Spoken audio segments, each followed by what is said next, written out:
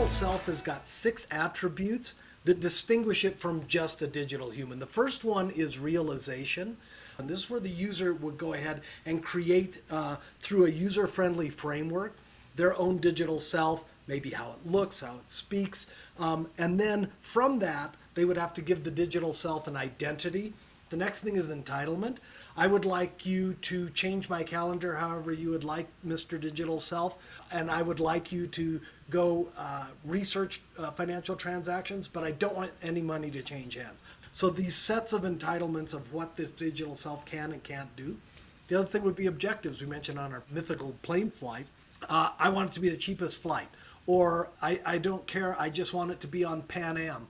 Whatever those objectives are that you give it, that's going to change the way the digital self behaves. Constraints, we mentioned earlier about implicit explainability, that one of the prefab constraints might be don't break the law, right? Or I never want to change planes in Atlanta. And the last one is protection. We have to have the digital self protect itself and notify someone if it feels that it's under attack, trying to be hijacked or whatever. No, I was going to say, you're raising a point that I think is near and dear to my heart, which is the nature of how security is changing. As these capabilities of the things that we give and the autonomy that's possible increases, then the size and shape of your perimeter, it explodes. And it's a fascinating challenge. We're seeing that today with just allowing bring your own devices into work. Imagine if those devices had autonomy. You can start to imagine a digital world, or the word in vogue today, a metaverse. That's certainly what is being constructed by a number of companies out there. One company out there, for instance, has a very detailed map of London down to the centimeter.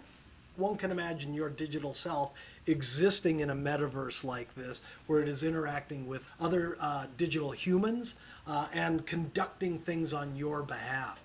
Let me throw out 3 interesting questions that digital selves bring up. And they're kind of societal, but one is sovereignty. Who owns the digital self? And why would that even be important? Well, one reason is if the government wants to subpoena my digital self to find out what exactly Mark did with a duffel bag full of $100 bills, can they subpoena the digital self itself? Next thing is liability. What if my digital self decides the best way to get me a really cheap mortgage is to commit wire fraud and get a huge down payment such that I'm only borrowing $100? That might meet my objective, but it would be totally illegal. Here's a wacky one. What about persistence? I have a digital self, and now I become incapacitated or I'm deceased. Is my digital self authorized to continue acting on my behalf? These are fascinating questions, and I think it's going to be fun to see how they unravel. Mark, it's great to be back at Technically Speaking, and I'm really happy to be here with you. And I ran out of coffee during this discussion, but I hope to have some more. Cool, cool, cool. Hey, this has been a fun topic.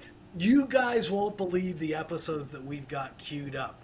By the way, we want to thank you, our viewers, for making Technically Speaking a bigger success than I think Ned and I thought it was actually going to be. So thank you so much. Season 2, underway. Great topics. Hang on, here we go. Get a cup of coffee. Enjoy the next episode.